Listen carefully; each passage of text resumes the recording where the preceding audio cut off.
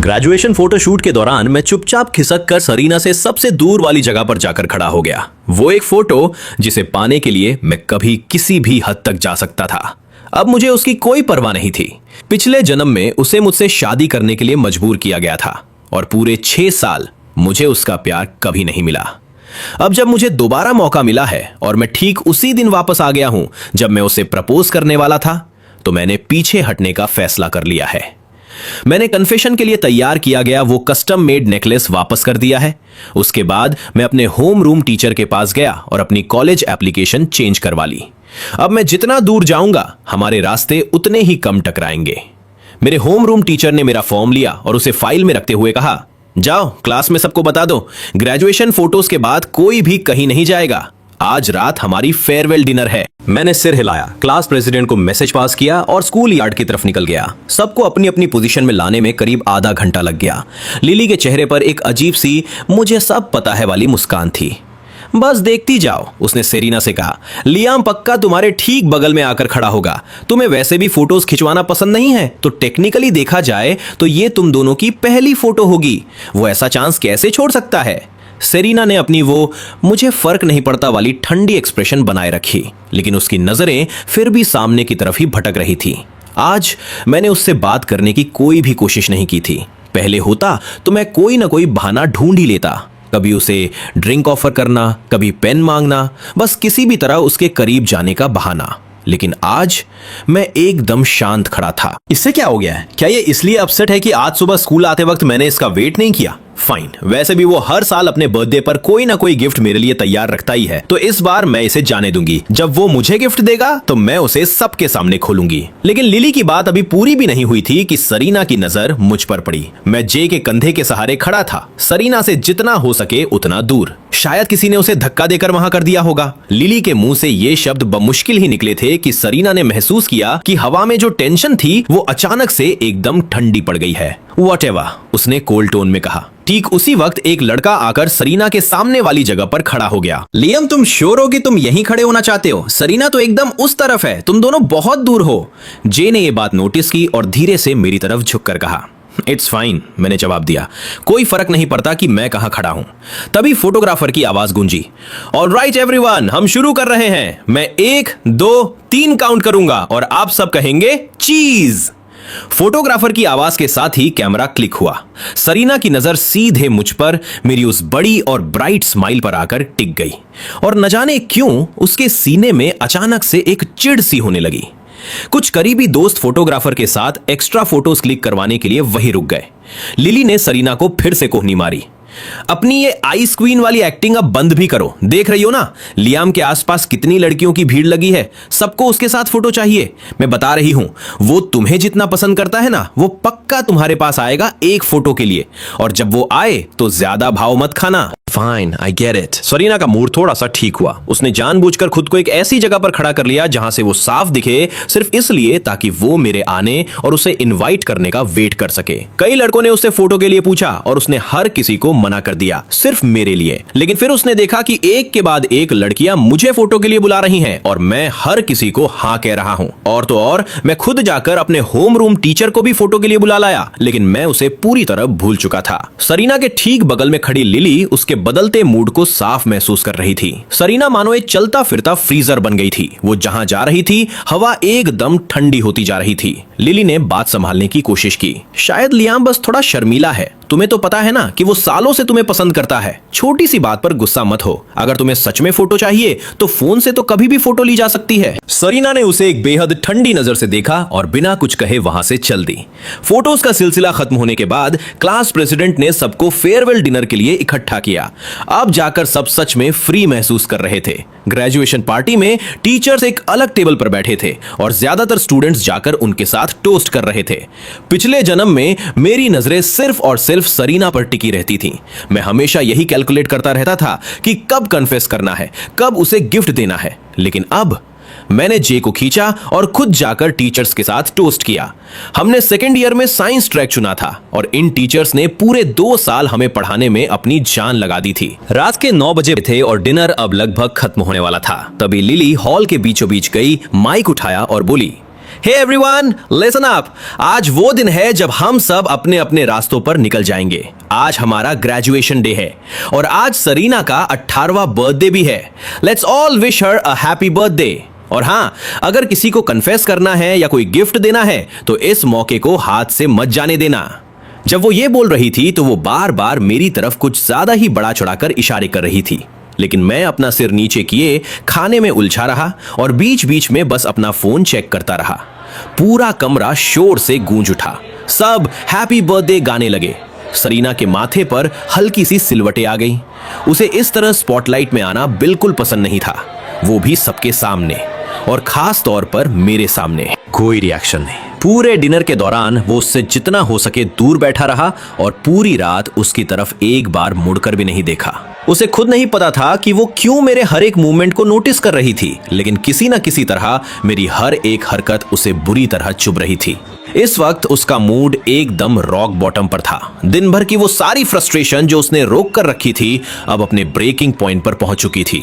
Dinner लगभग खत्म हो चुका था। टीचर्स पहले ही जा चुके थे। आसपास के स्टूडेंट्स खुशी खुशी हैप्पी बर्थडे गा रहे थे और फिर भी लियाम को कोई परवाह नहीं थी। उसने गाना गाने के लिए एक बार भी मुंह नहीं खोला, बस वहां बैठा अपने फोन में लगा रहा। उसकी आंखें गुस्से से जलने लगीं। जैसे ही गाने की आखिरी लाइन खत्म हुई वो उठी और बाहर निकल गई। सेरीना वेट, रुको। लिली भागते हुए उसके पीछे गई। जे ने टेंशन में मेरी तरफ मुड़कर पूछा, वो चली गई, तुम ठीक हो? मैंने जेन्युइन हैरानी के साथ ऊपर देखा। कौन चला गया? तब जाकर जे को समझ आया कि मुझे अब सच में कोई परवाह नहीं है। हम सब अब अपने अपने रास्तों पर जाने वाले हैं। क्या कोई सबके लिए कोई छोटी सी परफॉर्मेंस देना चाहेगा, भले ही सिर्फ एक गाना हो? क्लास प्रेसिडेंट ने माहौल में एनर्जी बनाए रखने की कोशिश की। अचानक मैं अपनी जगह से उठा और पास खड़ी एक लड़की के पास गया। क्या मैं तुम्हारा गिटार ले सकता हूं? मैं चाइल्डहुड गाना चाहता हूं। मुझे उम्मीद है कि हम सब अपने इस 18 साल वाले दौर को हमेशा याद रखेंगे। किसी ने भी आज तक मुझे इस तरह से सबके सामने आकर कुछ करते हुए नहीं देखा था। अक्सर मैं बस सरीना के पीछे पीछे ही चलता रहता था। पूरा कमरा तुरंत चीयर करने लगा। One song, one song. मैं एक स्टूल पर बैठा और अपनी उंगलियों को गिटार के स्ट्रिंग्स पर फिसलने दिया। म्यूजिक बहुत ही सॉफ्ट और ठहरा हुआ था। मैं बजाता रहा और गाता रहा। मेरी आवाज गहरी और सुकून देने वाली थी। जब आखिरी नोट खत्म हुआ तो पूरा कमरा तालियों से गूंज उठा। मैंने एक हल्की सी स्माइल दी और गिटार को बाहों में लिए हल्का सा बो किया।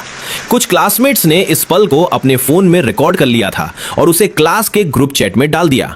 इतनी देर में लिली और सरीना गाड़ी में बैठकर घर की तरफ निकल चुकी थी। लिली ने वीडियो आते ही देख लिया। उसने प्ले का बटन दबाया और मेरी आवाज उसके फोन से गूंजने लगी और वो खुद को रोक नहीं पाई। ओह माय गॉड, लियम की आवाज कितनी कमाल की है। मैं उसे इतने सालों से जानती हूं, लेकिन मुझे कोई आइडिया नहीं था कि वो गिटार बजा सकता है और इतना अच्छा गा सकता है। That was so heartfelt. गाना खत्म होने के बाद भी लिली उसी खुमारी में थी। सरीना, गेम खेलना बंद करो, ग्रुप चैट चेक करो। क्या मैं पागल हूं या वो जानबूझकर तुम्हें चिढ़ाने के लिए ये सब कर रहा है? पुराना लियाम इतने सारे लोगों के सामने आकर कभी नहीं गाता। सरीना पहले से ही इरिटेटेड थी और इसी बीच गेम में उसका कैरेक्टर मारा गया। उसने फ्रस्ट्रेशन में अपना कंट्रोल जोर से पटका। तुम हर 5 सेकंड में लियाम का नाम क्यों ले रही हो? क्या तुम उसे पसंद करती हो या ऐसा ही कुछ? अब से वो जो भी करे उससे मेरा कोई लेना देना नहीं है। मेरे सामने उसका नाम मत लिया करो। आज उसका बर्थडे था और लियाम ने उसे गिफ्ट देना भी जरूरी नहीं समझा। वो उसके साथ घर भी वापस नहीं आया। वो उसे ऐसे ट्रीट कर रहा था जैसे वो एग्जिस्ट ही नहीं करती। तो फिर सरीना को उसकी परवाह क्यों करनी चाहिए? मैं सोने जा रही हूं, तुम्हें जो करना है करो। लिविंग रूम में अकेली बची लिली को कुछ समझ नहीं आया और वो अपने घर चली गई। रात के 10:30 बजे फेयरवेल डिनर आखिरकार खत्म हुआ। मैंने सबसे पहले जे को एक कैब में बिठाया। हमने एक दूसरे को गुड बाय कहा, फिर बाकी क्लासमेट से भी विदा ली और धीरे धीरे सू फैमिली विला की तरफ चलने लगा। क्लास की एक लड़की भी उसी रास्ते से जा रही थी। नर्वस होते हुए उसने मुझे घर तक छोड़ने का ऑफर दिया। पिछले जन्म में मैं शायद मना कर देता, इस डर से कि सरीना क्या सोचेगी, लेकिन इस बार मैंने बस स्माइल किया और हामी भर दी। Thank you. क्या ये तुम्हारे रास्ते से अलग है? उसने शर्माते हुए सिर हिलाया। बिल्कुल नहीं, कुछ एक्स्ट्रा मिनट लगने से कोई फर्क नहीं पड़ता। मैंने प्यार से उसे थैंक्स कहा। हम एक ही दिशा में चल रहे थे। हमारे बीच बस एक कदम का फासला था। आधे घंटे बाद हम सू फैमिली विला पहुंच गए। मैंने कहा, गुड बाय, थैंक्स, मेरा घर आ गया, आराम से जाना। वो तुरंत मुड़कर नहीं गई। ऐसा लग रहा था कि वो काफी देर से कुछ कहने की हिम्मत जुटा रही थी। और फाइनली उसने कहा, मैं तुम्हें बहुत लंबे समय से पसंद करती हूं। शायद तुमने मुझे कभी नोटिस नहीं किया, लेकिन मेरी फीलिंग्स रियल है। मुझे पता है तुम किसी और को पसंद करते हो, लेकिन मैं बस इतना चाहती हूं कि तुम हमेशा खुश रहो। मेरे आंसू रुक नहीं पाए और छलक पड़े। तो कोई है जो सच में मुझे पसंद करता है। सरीना का मुझे पसंद ना करना, उसमें मेरी कोई गलती नहीं थी। मैं भी प्यार पाने के लायक हूं। Thank you. मेरी आवाज भारी हो गई थी। तुम पहली इंसान हो जिसने मुझे इस तरह कन्फेस किया है। सच कह रहा हूं, मुझे पसंद करने के लिए तुम्हारा बहुत शुक्रिया। तुमने मुझे याद दिला दिया कि मैं भी किसी के लिए मायने रखता हूं। उसे बिल्कुल उम्मीद नहीं थी कि उसका एक सिंपल सा कन्फेशन मुझे इस तरह रुला देगा। उसने हड़बड़ी में एक टिश्यू निकाला और मेरे हाथ में रख दिया। हे, तुम अमेजिंग हो, पता है तुम्हें? तुम बहुत सी लड़कियों के लिए उनका ड्रीम बॉय हो। कितनी ही लड़कियां तुम्हें पसंद करती हैं, लेकिन कभी कह नहीं पाती लियाम। तुम सच में बहुत अच्छे इंसान हो। आज रात ये सब कहने के लिए मुझे अपनी पूरी हिम्मत जुटानी पड़ी। अगर आज नहीं कहती तो शायद ये फीलिंग मैं अपने साथ कब्र तक ले जाती। मुझे ये मौका देने के लिए थैंक यू। मैंने अपनी आंखें पोंछी और मुस्कुराया, एकदम रियल स्माइल। Thank you. तुम्हारा नाम क्या है? चलो टच में रहते हैं, कभी बाहर चलेंगे? वो एकदम हैरान रह गई और उसने तुरंत अपना नाम और नंबर दे दिया। हमने कांटेक्ट एक्सचेंज किए। वो एक बहुत बड़ी स्माइल के साथ वहां से चली गई।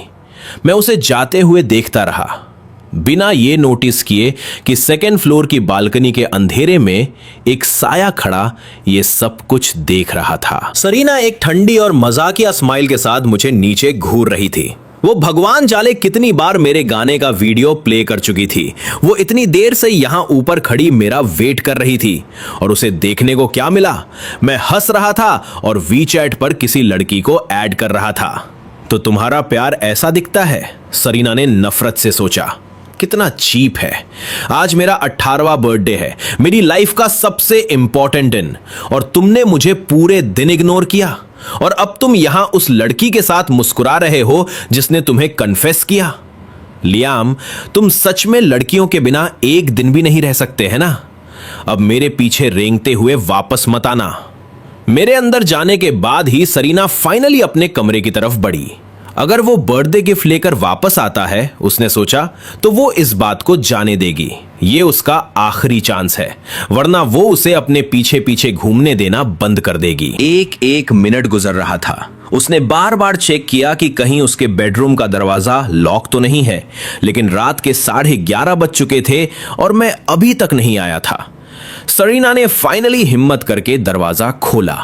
नीचे सारी लाइटें बंद थीं, बस किचन में एक हल्की सी लाइट जल रही थी। आंट वू की अभी अभी नींद खुली थी। आहट सुनकर वो बाहर आई और सरीना को जागा हुआ देखकर हैरान रह गईं। मिस सरीना, आप अभी तक सोई नहीं? फ्रिज में केक रखा है, आपके पापा ने आपके लिए छोड़ा था। क्या आप थोड़ा सा खाएंगी? सरीना ने सिर हिलाया। लियाम कहाँ है? आंट वू ने अपनी जम्हाई रोकते हुए कहा। यंग मास्टर लियाम आए और सीधे अपने कमरे में चले गए। वो शायद अब तक सो चुके होंगे। क्या आपको उनसे काम है? मैं उन्हें जगा कर लाऊं? आंट वू नींद में थी, इसलिए वो सरीना के एक्सप्रेशन नोटिस नहीं कर पाई और बोलती रहीं। और उनके हर एक शब्द के साथ सरीना का चेहरा और भी सख्त होता जा रहा था और उसकी आवाज और भी ज्यादा ठंडी हो गई। नहीं, मैं केक ही खा लूंगी। वो खुद फ्रिज की तरफ गई। आंट वो अभी भी आधी नींद में थी। उन्हें माहौल की सीरियसनेस समझ नहीं आई। उन्हें बस लगा कि कुछ गड़बड़ है, इसलिए उन्होंने प्यार से कहा, मिस सरेना, ये मीठा है, इतनी रात को ज्यादा मत खाइएगा, थोड़ा आराम कर लीजिए। सरेना को खुद पर हंसी आ रही थी। उसने अपनी फ्रेंड की पार्टी कैंसिल कर दी, उसने अपनी फैमिली की गैदरिंग छोड़ दी। वो बस वेट करना चाहती थी, मेरा वेट, एक बर्थडे गिफ्ट का वेट या किसी भी चीज का। लेकिन पूरा दिन निकल गया और मैंने उससे एक शब्द भी नहीं कहा, एक हैप्पी बर्थडे तक नहीं।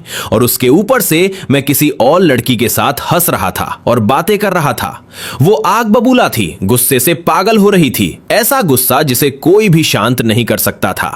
इस पल के बाद से मेरी पर्सनल शैडो बनने की तुम्हारी जगह खत्म हो चुकी है। जब तक तुम खुद आकर अपनी गलती नहीं सुधारते, I am done with you.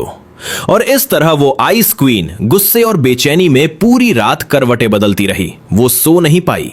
अगली सुबह मैंने ब्रेकफास्ट खत्म किया और बाहर निकलने लगा। आंट वू ने थोड़ा झिझकते हुए कहा, यंग मास्टर लियाम, क्या आप मिस सरेना का वेट नहीं करेंगे? आप दोनों तो हमेशा साथ ही जाते हैं। मैंने मुस्कुराते हुए समझाया, आंट वू, आज मुझे कुछ काम है।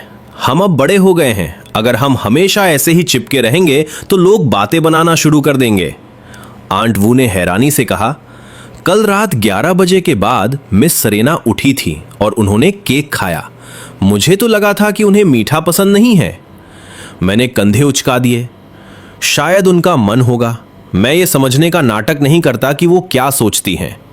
वैसे उसे मीठा नापसंद नहीं था, उसे बस वो मीठा नापसंद था जो मैं बनाता था। अब ये बात मुझे एकदम साफ साफ समझ आ चुकी थी। मेरे बाहर निकलते ही सरेना सो कर उठी। वो डाइनिंग टेबल पर बैठी तो उसने खुद को बिल्कुल अकेला पाया। आंट वू, लियाम कहाँ है? सुबह के 9 बज चुके हैं। वो इरिटेट होकर बोली, क्या वो अभी भी बिस्तर में है? उसकी आवाज से लग रहा था जैसे वो सोच रही हो कि क्या लियाम खुद को कोई वीआईपी गेस्ट समझता है जिसका ब्रेकफास्ट के लिए वेट किया जाए। आंट वू गार्डन में पौधों को पानी दे रही थी। सरेना का सवाल सुनकर उन्होंने पानी का डिब्बा नीचे रखा और अंदर आ गई। Miss Sarina, young master Liam तो पहले ही खाकर निकल चुके हैं। सरीना के मुंह से एक अजीब सी हंसी निकल गई। वो चला गया? अभी तो छुट्टियां शुरू ही हुई हैं। वो आखिर जा कहां सकता है? आंट वू ने सिर हिलाया। उन्होंने कुछ बताया नहीं मिस सरीना, लेकिन आज वो बहुत स्मार्ट लग रहे थे और बहुत खुश भी थे। जरूर कुछ बहुत अच्छा होने वाला है। सरीना को अचानक अपने मुंह का निवाला निगलना मुश्किल लगने लगा। लियाम, तुमने तो इस बार हद ही पार कर दी। अब ब्रेकफास्ट पर कोई वेटिंग नहीं, निकलने से पहले एक शब्द भी नहीं। ये ख्याल कि शायद मैं पिछली रात वाली लड़की के साथ डेट पर गया हूं, सरीना के सीने पर किसी भारी पत्थर की तरह बैठ गया और हर सेकंड उसका बोझ बढ़ता जा रहा था। उसने जबरदस्ती अपना दूध का ग्लास खत्म किया और उसे टेबल पर जोर से पटक दिया। मिस सरीना, क्या आप ठीक हैं? क्या आपकी तबीयत खराब है? मैं डॉक्टर को बुलाऊं? आंट वू वहीं खड़ी रहीं, अगले इंस्ट्रक्शंस का इंतजार करते हुए। उन्होंने मिस सरीना को कभी इस तरह भड़कते हुए नहीं देखा था। यंग मिस आमतौर पर बहुत ठंडी और दूर दूर रहने वाली इंसान थी। वो इस तरह अपना आपा शायद ही कभी खोती थी। मैं ठीक हूं। सरीना की आवाज एकदम फ्लैट और कड़क थी। क्या उसने जाने से पहले कुछ कहा? क्या उसने मेरे बारे में पूछा? आंट वू ने सिर हिलाया। नहीं, यंग मास्टर लियाम जानते हैं कि आप उन्हें कुछ खास पसंद नहीं करती, हमेशा आपके पीछे पीछे घूमना। शायद उन्होंने अब आपको परेशान ना करने का फैसला कर लिया है। एक तरह से तो ये कांग्रेचुलेशंस वाली बात है मिस सेरेना। आपको फाइनली वो सुकून और शांति मिल गई जो आप हमेशा से चाहती थी। आंट वू ने बहुत सावधानी से ये बात कही। सरीना ने उन्हें डिसबिलीव से घूरा।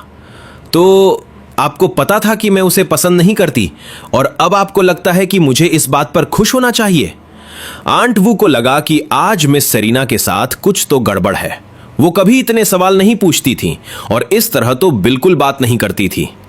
मिस सरीना, सू परिवार के घर में सबको पता है कि आप यंग मास्टर लियाम के कभी करीब नहीं रहीं। इतने समय में उन्हें भी ये बात साफ साफ समझ आ गई होगी कि आप उनके लिए कभी वैसा फील नहीं करेंगी। इसलिए उन्होंने आपको पसंद करना बंद कर दिया है। ये तो बहुत नेचुरल सी बात है। All right, I get it, आप जा सकती है। सरीना ने कॉन्वर्सेशन वहीं खत्म कर दी, लेकिन उसके सीने का बोझ और भारी हो गया। तो बाकी सबकी नजरों में वो हमेशा एक ऐसी इंसान रही है जो लियाम से नफरत करती है और अब लियाम हार मान रहा है। अभी तो हाई स्कूल खत्म ही हुआ है और उसने दूर जाना शुरू कर दिया। शायद ये अच्छा ही है, वो फाइनली उससे आजाद हो सकती है। यही सोचते हुए उसने लिली को कॉल किया और उसे शॉपिंग पर चलने को कहा। गेमिंग तो वैसे भी इंटरनेट कैफे में ज्यादा मजेदार होती है। लिली हैरान थी, उसे उम्मीद नहीं थी कि सरीना इतनी जल्दी शांत हो जाएगी। हैंग आउट करने के लिए खुद कॉल करना तो दूर की बात थी। वो ड्राइव करके सू विला पहुंची और इधर उधर देखा। लियम कहाँ है? क्या वो नहीं आ रहा? वो नहीं आ रहा। सरीना ने उसके सिर पर हल्का सा मारा।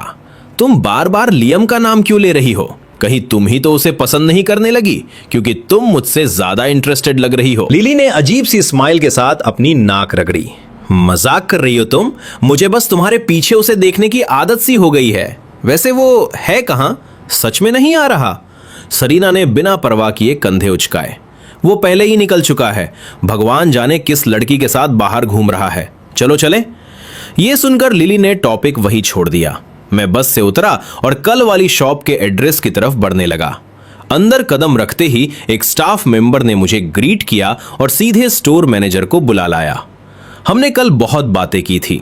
आज तो हम जैसे पुराने जान पहचान वाले लग रहे थे। क्या आप सच में इसे वापस करना चाहते हैं? ये पीस, इससे आपके बहुत इमोशंस जुड़े हैं। एक बार ये वापस हो गया तो इसे दोबारा नहीं लिया जा सकेगा। स्टोर मैनेजर ने मुझे चेतावनी देते हुए कहा। उसे पता था कि इस नेकलेस के रिजर्वेशन के लिए मुझे 3 महीने का इंतजार करना पड़ा था। कोई कस्टमर एक कस्टम पीस के लिए इतनी दूर की प्लानिंग करे, ये सच में गहरा डेडिकेशन था। मैंने सिर हिलाया। मेरी आवाज एकदम स्थिर थी। मैंने फैसला कर लिया है। जिस इंसान को मैं ये देना चाहता था, अब वो मेरे ख्यालों में नहीं है, इसलिए इसे रखने का कोई मतलब नहीं। स्टोर मैनेजर ने ज्यादा जोर नहीं डाला। इतना महंगा कस्टम पीस और आप खुद इसे वापस कर रहे हैं? मैं आपकी सिचुएशन समझ सकती हूं। इस केस में हम ओरिजिनल प्राइस का 70% वापस देकर इसे खुशी खुशी वापस ले लेंगे। आपके सपोर्ट के लिए थैंक यू। मुझे इस बात की उम्मीद नहीं थी। मैंने तुरंत ग्रेटिट्यूड के साथ सिर हिलाया। Thank you so much. आपके स्टोर के लिए ऑल द बेस्ट। मैं झूठ नहीं बोलूंगा, इस वक्त ये पैसा मेरे लिए बहुत मायने रखता था। स्टोर मैनेजर ने एक स्माइल के साथ नेकलेस लिया। मैं ओनर नहीं हूं, सिर्फ मैनेजर हूं। ओनर ने इसे अप्रूव कर दिया है। मुझे एक पल दीजिए, मैं सब अरेंज करती हूं। मैंने सिर हिलाया। 10 मिनट बाद 35,000 युआन मेरे अकाउंट में आ गए। मैंने स्टोर मैनेजर को दोबारा थैंक्स कहा और सड़क पर आ गया। 2 महीने की छुट्टियां है, मुझे कुछ ना कुछ तो कमाना ही चाहिए। चलते चलते मुझे एक बबल टी शॉप दिखी जहां हायरिंग का बोर्ड लगा था। समर टेम्स की जरूरत है। मैनेजर से थोड़ी बातचीत के बाद 20 युआन प्रति घंटा के हिसाब से बात पक्की हो गई। बिना किसी डिग्री वाले के लिए यह बुरा नहीं था। मैंने तुरंत काम शुरू कर दिया। मेरे साथ जो लड़की काम कर रही थी वो भी हाल ही में ग्रेजुएट हुई थी और समर जॉब कर रही थी। और कोई नहीं, ये वही लड़की थी जो कल रात मुझे घर तक छोड़ने आई थी। मुझे उम्मीद नहीं थी कि तुम यहां मिलोगे। लियाम, क्या तुम उस बड़े से गेटेड नेबरहुड में नहीं रहते? क्या सच में तुम्हें यह पार्ट टाइम जॉब करने की जरूरत है? उसने पूछा। मैंने मुस्कुराते हुए सिर हिलाया। तुम्हें गलतफहमी हुई है, मैं सिर्फ वहां रहता हूं। वो मेरा घर नहीं है। मैं एक अनाथ हूं। मेरे माता पिता नहीं है। अगले 2 महीनों के लिए मुझे यहां झेलने के लिए थैंक्स। वो लड़की ईवी हद से ज्यादा शर्मीली थी। यह सुनकर वो एकदम शर्मिंदा सी हो गई। I am so sorry. मेरा इरादा तुम्हारी कोई दुखती रग छूने का नहीं था। मुझे सच में नहीं पता था। अगर तुम्हें कभी भी किसी चीज की जरूरत हो तो प्लीज मुझे बेझिझक बताना। मैंने बात को हल्के में टाल दिया। इट्स फाइन, मैं जिंदगी भर अनाथ ही रहा हूं, मुझे आदत है। मुझे तो यह भी नहीं पता कि मेरे पेरेंट्स ने मुझे क्यों छोड़ा था। सच कहूं तो वो मेरे लिए अजनबी है। पिछले जन्म में एक औरत मुझे ढूंढते हुए आई थी, लेकिन मैंने सरीना को छोड़ने से इनकार कर दिया था। मैंने उनके पास वापस जाने का वो मौका खुद ठुकरा दिया था। एक अनाथालय में पलने बढ़ने के बाद मुझे बहुत पहले ही परिवार की जरूरत महसूस होना बंद हो गई थी। हम दोनों बात करते रहे और काम करते रहे। समय कब बीत गया पता ही नहीं चला। हमने साथ में लंच किया और रात के 9 बजे जब हमारी शिफ्ट खत्म हुई तो ईवी मुझे फिर से घर तक छोड़ने आई। और ठीक उसी वक्त सरीना ने हमें देख लिया। वो गार्डन में खड़ी मेरा वेट कर रही थी, चेहरे पर पत्थर जैसे ठंडे एक्सप्रेशंस लिए, गेट की तरफ घूरते हुए। जैसे ही उसने मुझे देखा उसने ताना मारा। फाइनली अपनी छोटी सी गर्लफ्रेंड से आजादी मिल गई। तुम उसी के साथ घर क्यों नहीं चले गए? मुझे मुड़ने की जरूरत नहीं थी। मैं उस आवाज को बहुत अच्छे से पहचानता था। मैं 10 साल पीछे पुनर्जन्म लेकर आया हूं और मेरा दिल धीरे धीरे उसे भुलाने की कोशिश कर रहा है। वो औरत है जिससे मैंने बहुत लंबे समय तक प्यार किया।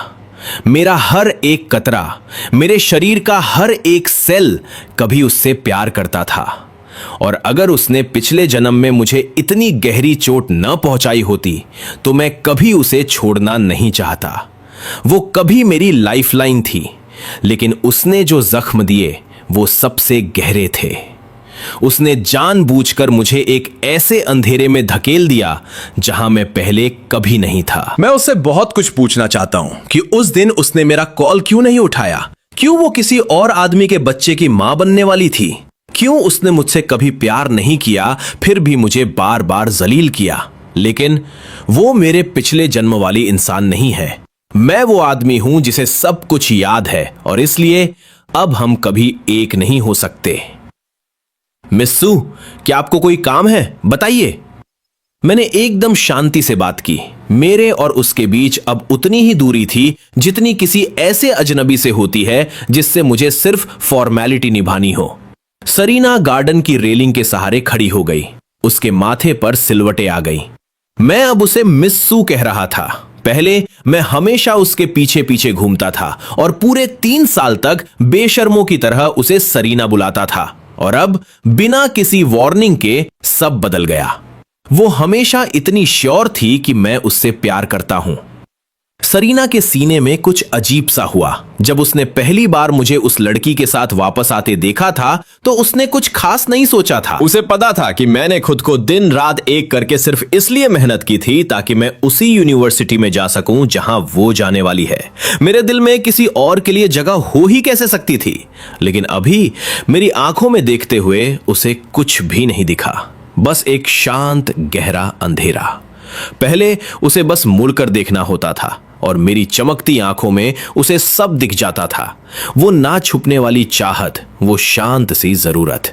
क्या आंट वो सच कह रही थी कि लियाम अब उससे प्यार नहीं करता, कि उसने उसके पीछे भागना छोड़ दिया है और इसीलिए वो उसका बर्थडे भूल गया, उसे कुछ नहीं दिया, पूरे दिन एक कॉल तक नहीं किया और जानबूझकर दूरी बनाए रखी? अगर वो यहां आकर उसका वेट ना करती तो क्या वो हमेशा के लिए उसे अवॉइड करता रहता? सरीना जितना सोच रही थी उसका गुस्सा उतना ही बढ़ता जा रहा था। उसका सीना कस गया था और अंदर कुछ ऐसा जल रहा था जो बाहर नहीं निकल पा रहा था। हाँ, वो पूरा दिन लिली के साथ बाहर थी, लेकिन उसका दिमाग 1 सेकंड के लिए भी मेरे ख्यालों से नहीं हटा था। वो बार बार अपना फोन चेक कर रही थी, इस डर से कि कहीं मेरा कोई मैसेज मिस ना हो जाए। वो शाम को 4 बजे ही घर आ गई थी और तब से लेकर अब तक वेट कर रही थी। और उसे बदले में क्या मिला? उसने अपना पोस्चर एकदम रिलैक्स रखा, बिना किसी कोशिश के एलिगेंट, लेकिन उसकी आवाज में एक ऐसा तीखापन था जिसे वो छिपा नहीं पा रही थी। ओह, तो अब तुम मुझे मिस्सू बुलाते हो? क्या हाई स्कूल में तुम मुझे सेरीना नहीं कहते थे? मैं उसकी बात में नहीं फंसा। इसके बजाय बिना सोचे मैंने एक कदम पीछे लिया और हमारे बीच की दूरी थोड़ी और बढ़ा दी। मेरी आवाज एकदम स्थिर थी। वो तब की बात है जब मैं बच्चा था और मुझे समझ नहीं थी।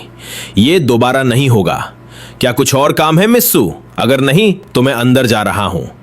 मेरे उस एक कदम पीछे हटने ने सेरीना को पूरी तरह भड़का दिया। उसने एक ठंडी सी हंसी हंसी, अपने अंदर उमड़ रहे जज्बातों को दबाते हुए। मिस्सू, देखो तो इसे।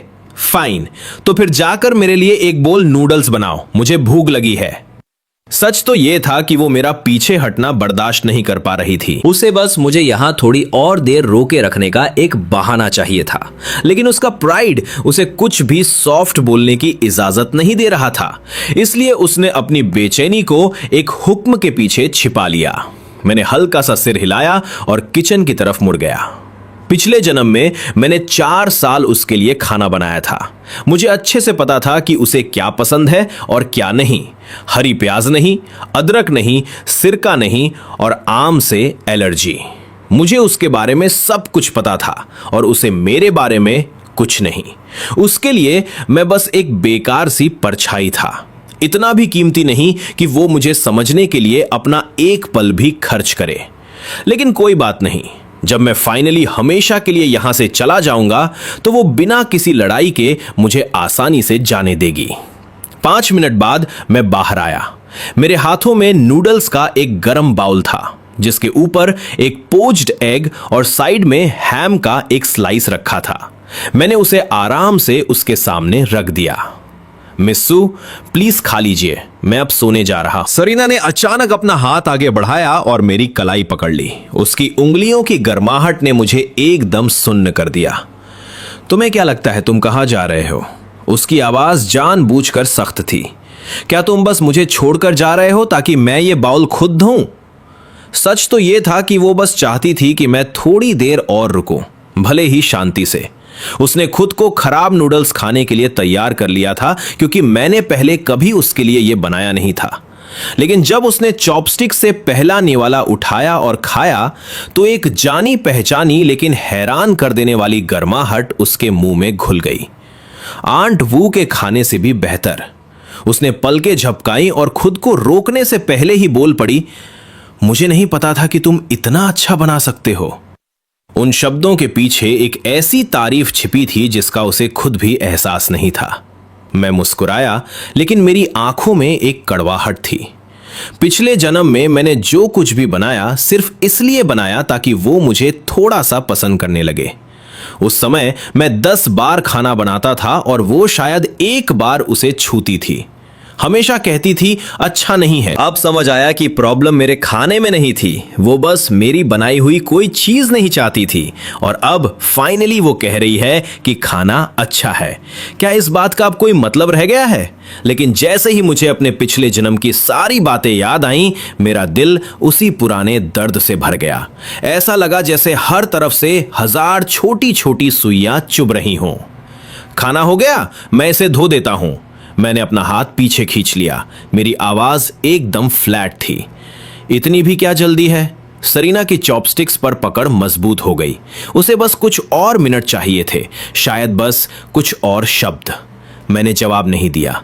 मैंने नीचे देखा, अपना फोन खोला और हल्के से स्क्रॉल करने लगा। सरीना ने मुझे देखा और मेरे होठों के कोने पर आई एक हल्की सी स्माइल को पकड़ लिया। इस बात ने उसे जरूरत से ज्यादा इरिटेट कर दिया। क्या वो उस लड़की को टेक्स्ट कर रहा है? नहीं, उसे इस सब पर रोक लगानी ही होगी। हम कल बीजिंग वापस जा रहे हैं। हमारा ग्रेजुएशन हो चुका है। वैसे भी हमारी यूनिवर्सिटीज वहीं हैं। सरीना ने चॉपस्टिक्स को कस के पकड़ लिया था, अपने गुस्से को कंट्रोल करने की पूरी कोशिश करते हुए, लेकिन उसकी आवाज में बहस की कोई गुंजाइश नहीं थी। मैं हैरान था। पिछले जन्म में हम इस समय बीजिंग वापस नहीं गए थे। मैंने अपनी नेचुरल आदत के हिसाब से तुरंत विरोध किया। क्या मैं रुक सकता हूं? मुझे यहां अभी कुछ काम है। तुम और आंट वू क्यों नहीं चले जाते? और वैसे भी मेरी यूनिवर्सिटी बीजिंग में नहीं है, वो वहां से बहुत दूर है। मुझे सच में समझ नहीं आ रहा था कि उसे अचानक क्या हो गया है। वो हमेशा ठंडी रहती थी और उसे समझना मुश्किल था, लेकिन इस तरह के अचानक वाले आउटबर्स्ट उसके लिए आम बात नहीं थी। इस पर कोई डिस्कशन नहीं होगा, तुम्हारा इसमें कोई फैसला नहीं है। सरीना की आवाज कुछ और डिग्री ठंडी हो गई। अगर तुम्हें कुछ काम है तो मुझे बताओ, मैं उन्हें हैंडल कर लूंगी। नूडल्स का बाउल अब उसे खत्म करना नामुमकिन लग रहा था। क्या लियाम बीजिंग वापस जाने से सिर्फ उस लड़की की वजह से मना कर रहा है? लेकिन आज मैंने अपनी बात पर अड़े रहने का फैसला किया था। मिस्सू, मैं खुद ग्रैंडपासू से बात कर लूंगा। मैं यही रुक रहा हूं। एक तेज आवाज हुई। सरीना ने अपनी चॉपस्टिक्स जोर से टेबल पर पटक दी। उसकी आवाज में सिर्फ बर्फ और जहर था। लियाम, तुम सच में किसी औरत के बिना नहीं रह सकते ना? उसने तुम्हें कल कन्फेस किया और आज तुम उसके बिना जी नहीं पा रहे हो। मैंने पिछले जन्म में उससे ऐसी बातें अनगिनत बार सुनी थी, लेकिन इसे दोबारा सुनना आज भी मेरे सीने पर हथौड़े की तरह लगा। मेरे अंदर कुछ बहुत गहराई तक हिल गया था। मैंने ऐसा क्या किया था कि मुझे इस तरह जलील किया जाए? वो साफ था कि वो अब नूडल्स खत्म नहीं करने वाली। मैंने अपनी आंखों में आ रहे उस चुभन वाले दर्द को नीचे दबाया, अपना चेहरा शांत रखा, जमीन पर गिरी हुई चॉपस्टिक्स उठाई, बाउल लिया और किचन की तरफ चल दिया। बहते हुए पानी की तेज आवाज ने उस आवाज को छिपाने में मदद की जिसे मैं रोक नहीं पा रहा था। सरीना के मुंह से वो शब्द निकलते ही उसे पछतावा होने लगा। वो बस बहुत गुस्से में थी। मुझे खोने के डर से इतनी डरी हुई थी कि उसके दिमाग में जो पहला ख्याल आया उसने वो बोल दिया। उन दोनों के बीच ये टेंशन एक तूफान की तरह बहुत लंबे समय से सुलग रही थी और आज रात वो फाइनली फट पड़ी। ये सोचकर ही कि मैं सच में किसी और लड़की के लिए उससे दूर हो रहा हूं, उसने अपना सारा कंट्रोल खो दिया था। वो माफी मांगना चाहती थी, लेकिन मुझे वहां बिना किसी परवाह के खड़ा देखकर वो शब्द उसके गले में ही अटक गए। 5 मिनट बीत गए, पानी बंद हो गया। उसे अभी भी सही मौका नहीं मिल पाया था और फिर उसने देखा कि मैंने बाउल नीचे रखा और जाने के लिए मुड़ गया। सरीना भागकर आगे आई और मेरी कलाई पकड़ ली। वेट, मैंने अपना हाथ छुड़ा लिया और उसकी तरफ पीठ कर ली। मेरी आवाज में एक बहुत ही हल्की सी कपकपी थी। मिस्सू, मैं समझता हूं आप क्या कहना चाहती हैं। चूंकि आप मुझे इतना बर्दाश्त नहीं कर पाती तो मैं ग्रैंडपासू से बात कर लूंगा। आज से हम दूरी बनाए रखेंगे, यही हम दोनों के लिए बेहतर है। मैं मुड़ा नहीं, इस डर से कि अगर उसने मेरी लाल आंखें देख ली तो मेरी बची खुची हिम्मत भी टूट जाएगी और वो मुझे और भी कमजोर समझेगी। सरीना के गले में वो माफी हमेशा के लिए घुट कर रह गई। वो मुझे दूर जाते हुए देख रही थी। उसके सीने का बोझ और भारी हो गया। उसकी आवाज एकदम ठंडी पड़ गई। Liam, well played.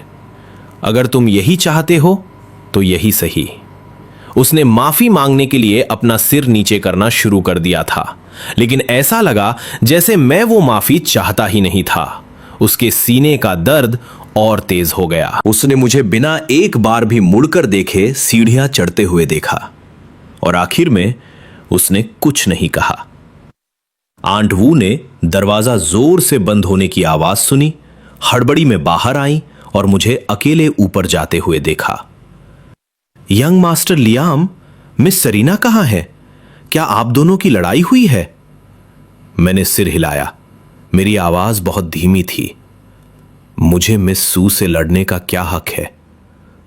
आंट वू, क्या आप लिली को कॉल करेंगी?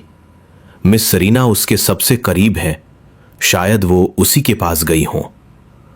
आंट वू को खुद ग्रैंडपा सू ने भेजा था। आंट वू को खुद ग्रैंडपा सू ने भेजा था ताकि वो रोजाना के कामों में मेरी और सरीना दोनों की देखभाल कर सकें। 3 साल बिना किसी परेशानी के गुजर गए थे और अब ग्रेजुएशन के ठीक बाद साफ दिख रहा था कि कुछ तो गड़बड़ है। उनकी उम्र में वो आजकल के नौजवानों के सोचने का तरीका बिल्कुल नहीं समझ सकती थीं। लेकिन मिस सरीना की सेफ्टी हमेशा उनके लिए सबसे पहले थी। मुझे सीढ़ियों के ऊपर गायब होते हुए देखकर आंट वू की उलझन और बढ़ गई। यंग मास्टर लियाम तो हमेशा मिस सरीना की इतनी फिक्र करते थे, तो फिर आज वो बिना एक शब्द कहे यूं ही क्यों चले गए? आखिर चल क्या रहा है? मैं अपने कमरे में गया। आज का दिन थकाने वाला भी नहीं था, लेकिन सरीना के साथ हुई इस बहस ने मेरी सारी एनर्जी निचोड़ ली थी। अगर मेरे बस में होता तो मैं सू फैमिली विला को अभी इसी वक्त छोड़कर चला जाता। काश मिडिल स्कूल खत्म होने के बाद वाली उस गर्मियों की दोपहर में मैंने उसे बचाने के लिए उस नदी में छलांग ना लगाई होती। काश हमारे रास्ते कभी ना टकराए होते तो आज मुझे ये दर्द भी नहीं झेलना पड़ता। मुझे उस अनाथालय की याद आई जहां मैं पला बढ़ा था और दिमाग में एक ख्याल आया, मुझे वापस जाकर मिलना चाहिए। डायरेक्टर मॉम ने हमेशा मेरा इतना ख्याल रखा था। अगली सुबह मैं 6:30 बजे ही उठ गया। आंट वू पहले ही ब्रेकफास्ट तैयार कर चुकी थी। मुझे इतनी सुबह उठा देखकर वो हैरान रह गईं। Young master Liam, summer break चल रहा है, आप इतनी जल्दी क्यों उठ गए? मैं डाइनिंग टेबल पर बैठा और चुपचाप खाने लगा। मुझे कुछ काम है, मैं जल्दी ही निकलूंगा। आंट वू, आपके हाथ का खाना हर बार और बेहतर होता जा रहा है। Thank you. इस तारीफ से आंट वू के चेहरे पर एक बड़ी सी स्माइल आ गई। उनका पूरा मूड ही बदल गया और वो खुद को बोलने से रोक नहीं पाई। बस आपको पसंद आना चाहिए। आप पहले अक्सर ब्रेकफास्ट छोड़ दिया करते थे, तो मुझे चिंता होती थी कि शायद आपको मेरे हाथ का स्वाद पसंद नहीं है। आप पहले ही इतने दुबले हैं, आपको डाइटिंग की कोई जरूरत नहीं है। आप जैसे हैंडसम नौजवान को कौन पसंद नहीं करेगा? वो थोड़ी देर रुकी, फिर आवाज धीमी करते हुए थोड़ी शिकायत के लहजे में बोली, बस मिस सेरेना ही हैं। हमेशा इतनी ठंडी रहती हैं, कभी ज्यादा बात नहीं करती, और इन पिछले 2 दिनों में तो उनका बर्ताव और भी बुरा हो गया है। बिना बात के भड़क जाती हैं। मेरी ये बूढ़ी हड्डियां अब ये सब बर्दाश्त नहीं कर पाती। कल रात मैं 11 बजे तक उनके कॉल का वेट करती रही।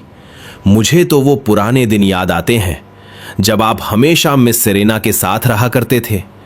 तब उन्हें संभालना कितना आसान था। मैं उनकी बातें सुनता रहा, लेकिन मैंने कोई जवाब नहीं दिया। मैंने चुपचाप अपनी कांजी खत्म की और घर से निकल गया।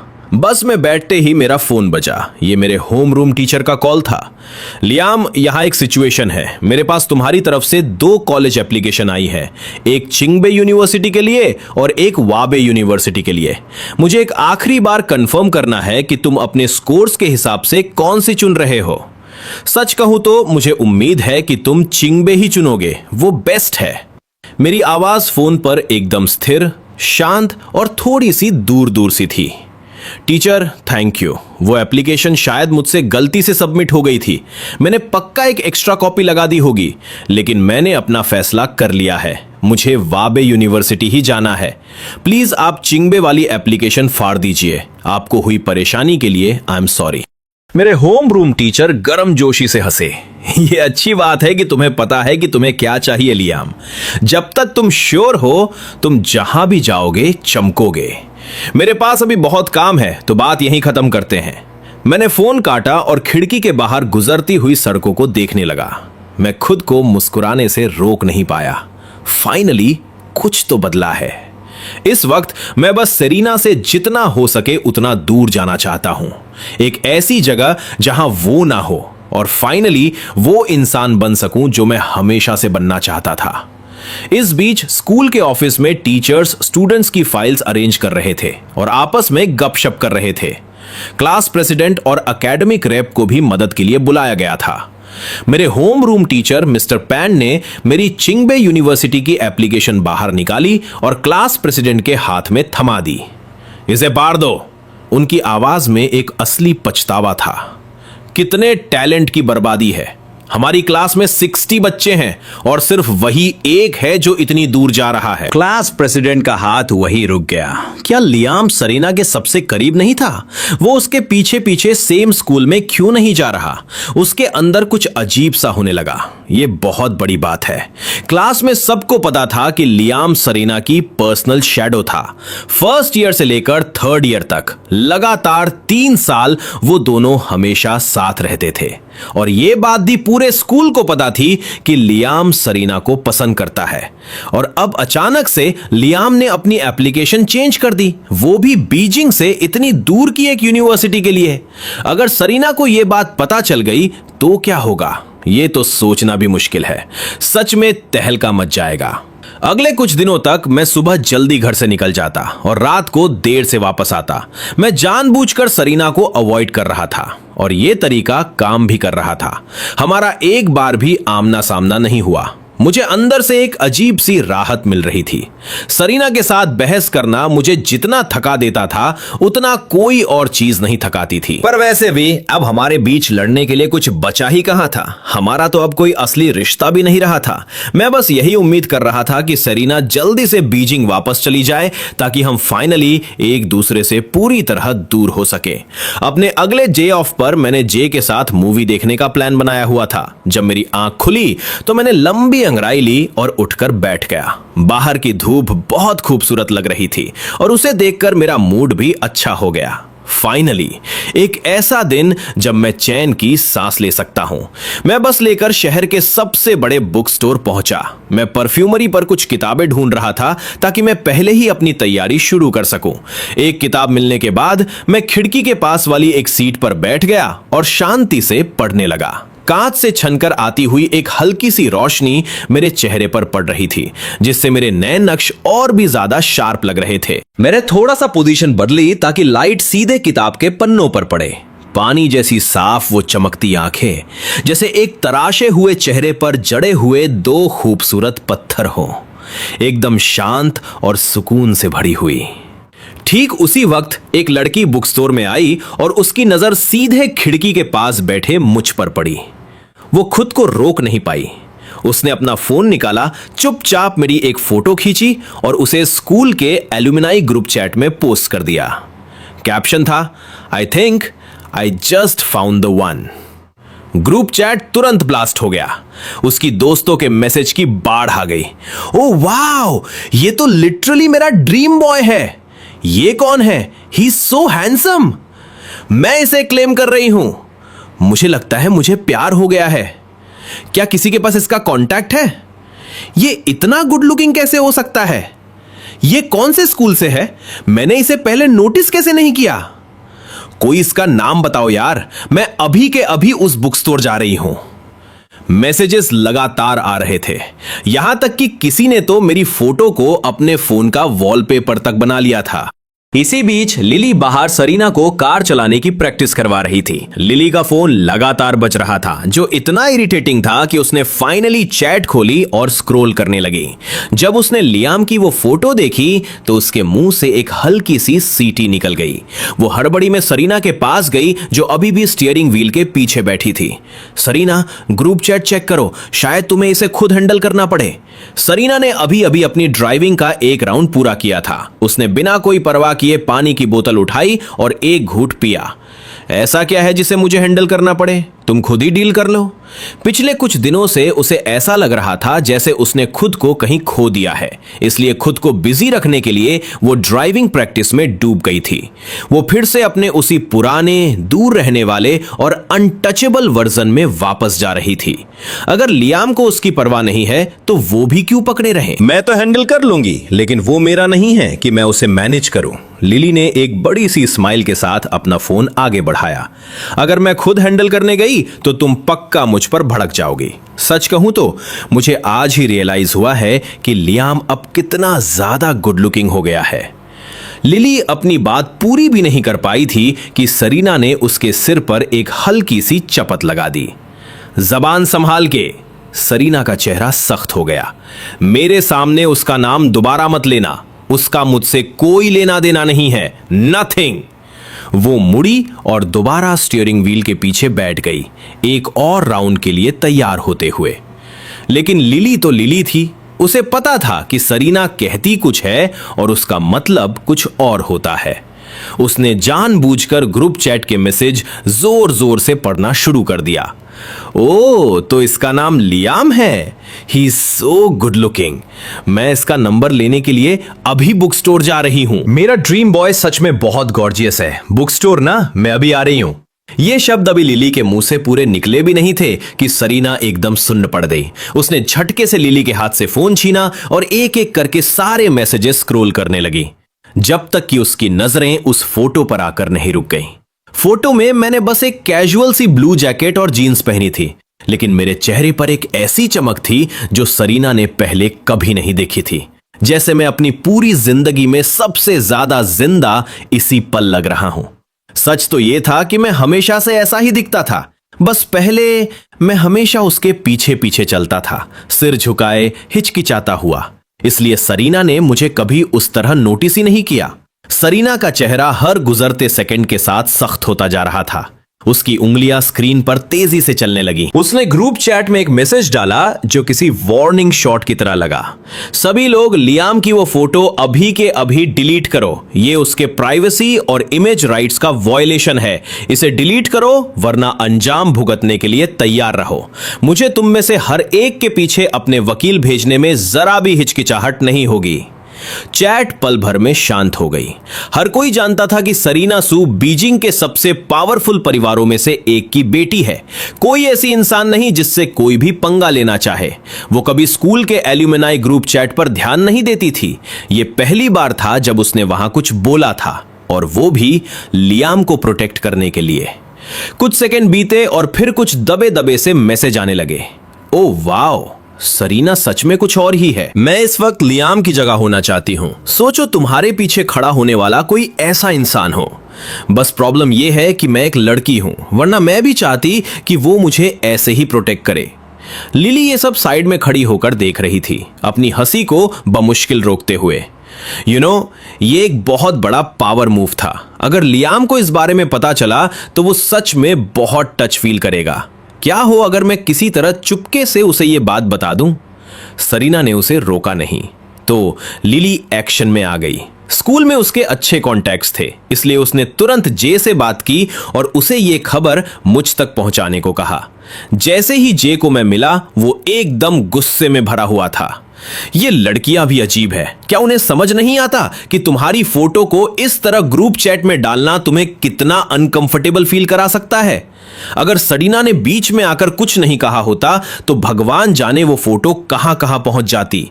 ये सोचकर ही मुझे चिढ़ हो रही है। मैंने बिना कोई रिएक्शन दिए अपनी किताब का एक और पन्ना पलटा, एकदम शांत। मैंने एक लार्ज बबल टी टेबल के उस पार जे की तरफ खिसका दी। रिलैक्स, ये टी पियो और शांत हो जाओ। जे ने एक लंबा घूंट लिया और फिर से शुरू हो गया। लेकिन सच कहूं तो मैंने कभी ये उम्मीद नहीं की थी। जब सच में जरूरत पड़ी तो सरीना ने तुम्हारा साथ दिया। क्या वो तुम्हें पसंद करती है? ऐसा लग रहा है जैसे तुम्हारी 3 साल की मेहनत फाइनली रंग ला रही है। स्टॉप, बस करो अब, मैंने उसे सख्ती से टोक दिया। वो मुझे इस जन्म में तो कभी पसंद नहीं करने वाली। अपने दिमाग में ख्याली पुलाव पकाना बंद करो। मैं बहुत पहले ही इस नींद से जाग चुका हूं। अब मेरे सामने उसका नाम दोबारा मत लेना। लियाम, लेकिन उसने तुम्हारे लिए इतना बड़ा काम किया है, क्या तुम सच में ऐसा बर्ताव करोगे जैसे कुछ हुआ ही नहीं? जे ने माथा सिकोड़ते हुए पूछा। सवाल जायज था। मैंने एक हल्की सी शांत स्माइल दी और किताब बंद कर दी। मैंने 3 साल तक उसे पसंद किया। मेरे पास जो कुछ भी था मैंने उसे दे दिया। अब उसने ये जो एक अच्छा काम किया है ना, इसे तुम हिसाब बराबर मान लो। जे मुझे घूरता रहा। क्या तुमने सच में उसे जाने दिया है लियाम? तुम बदल गए हो, तुम पहले से बहुत हल्के लग रहे हो। तुम्हें बस आगे बढ़ते रहना है। मैं मुस्कुराया और किताब अपने बैग में डाल ली। चलो चले, लगभग 10 बज चुके हैं, मूवी शुरू होने वाली है। मैं ये परफ्यूमरी वाली किताब खरीद रहा हूं। जे उठा और मेरा इंतजार करने के लिए बुक स्टोर के एंट्रेंस की तरफ चला गया। लेकिन जैसे ही वो वहां पहुंचा, लिली की आवाज गूंजी। जे, क्या इत्तेफाक है तुमसे यहां मिलना? क्या तुम अकेले हो? जे पलटा और उसने लिली को देखा और उसके ठीक पीछे हमेशा की तरह कूल सरीना खड़ी थी। जे को तुरंत मेरी कही हुई बात याद आ गई कि मैं सरीना को नहीं देखना चाहता। उसके पास झूठ बोलने के अलावा कोई चारा नहीं था। हाँ, बस मैं ही हूं। क्या इत्तेफाक है, तुम दोनों भी यहां किताबें लेने आई हो? उसकी आवाज सख्त थी और नजरें थोड़ी चुरा रही थी। लिली ने एक आईब्रो उठाई। साफ दिख रहा था कि उसे जे की बात पर यकीन नहीं हुआ, लेकिन उसने कुछ कहा नहीं। इसके बजाय उसने स्माइल करते हुए कहा, ओह रियली? तो क्या मुझे तुम्हें KFC ट्रीट देने का मौका मिल सकता है? असल में सरीना उसे यहां लगभग घसीट कर लाई थी। उसका मिशन था जे को अपनी बातों में फंसाना ताकि सरीना को लियाम से टकराने का मौका मिल सके। जे अंदर ही अंदर पैनिक कर रहा था। लियाम अभी भी रजिस्टर पर है। अगर वो बाहर आया और उसने सरीना को देख लिया तो मामला फिर से बिगड़ जाएगा। उसने खुद को मना करने के लिए मजबूर किया। सॉरी, मैं तो मूवी देखने जा रहा हूं, तुम दोनों बिजी होगी। मैं तुम लोगों के बीच में नहीं आना चाहता, हमारे रास्ते अलग अलग हैं। प्लीज लियाम, उसने मन ही मन दुआ की, अभी बाहर मत आना, हम बिल्कुल भी बिजी नहीं हैं। लिली तुरंत बीच में बोल पड़ी, जे के बहाने को पूरी तरह इग्नोर करते हुए। ओह, तुम मूवी देखने जा रहे हो? परफेक्ट, हम भी फ्री हैं। चलो सब साथ चलते हैं। मूवी के बाद हम KFC चलेंगे और फिर दोपहर में ओशन पार्क जा सकते हैं, या अगर तुम थोड़े ब्रेव हो तो हॉन्टेड हाउस भी जा सकते हैं। जे ने आज तक इतने ढीठ लेवल के इंसान से कभी मुलाकात नहीं की थी और उसका सब्र टूट गया। मैंने कहा ना, अभी सही टाइम नहीं है, तुम्हें जो करना है करो। लिली ने तुरंत अपना हाथ जे के मुंह पर रखा और अपनी आवाज धीमी करते हुए बोली, श्श, सारा खर्च मैं उठाऊंगी, तुम्हें बस खाना है और एंजॉय करना है। ओशन पार्क की एक टिकट 699 युआन की है और तुम बहुत टाइम से वहां जाना चाहते थे ना, लेकिन कभी पैसे खर्च नहीं करना चाहते थे। सही कहा ना? ये बात सीधा जे की दुखती रग पर लगी। वो सच में वहां जाना चाहता था, बस टिकट पर पैसे खर्च करने की उसकी हिम्मत नहीं हो रही थी। वो एक पल के लिए हिचकिचाया और फिर फ्री ट्रिप के लालच में पूरी तरह सरेंडर कर दिया। उसने ऑकवर्ड तरीके से पूछा, तुमने जो कहा वो सच है ना? तुम ओशन पार्क की टिकट खरीदोगी? ऑफ कोर्स सच है, सब कुछ मेरी तरफ से। लिली ने अपने सीने पर हाथ थपथपाते हुए कहा और फिर धीरे से असली बात घुसा दी। ओह बाय द वे, तुम्हारी मूवी का टाइम क्या है और सीट्स कौन सी है? हम सीधा अंदर ही मिलेंगे, इस तरह लियाम को शक भी नहीं होगा। काफी स्मूथ प्लान है ना? जे को मानना पड़ा कि लिली ने मिनटों में गेम पलट दिया था। उसने हामी भरते हुए सिर हिला दिया। फाइन, 10 का शो है, मिडिल सेक्शन, सीट्स 7 और 8। कुछ ही देर बाद मैंने पेमेंट पूरी की और बुक स्टोर से बाहर आया। वहां मुझे सिर्फ जे दिखा। तुम यहां ऐसे क्यों खड़े हो? मैंने तुम्हें अंदर नहीं देखा, मुझे लगा तुम पहले ही जा चुके हो। खैर छोड़ो, मूवी कौन सी है? क्या हम टाइम पर हैं?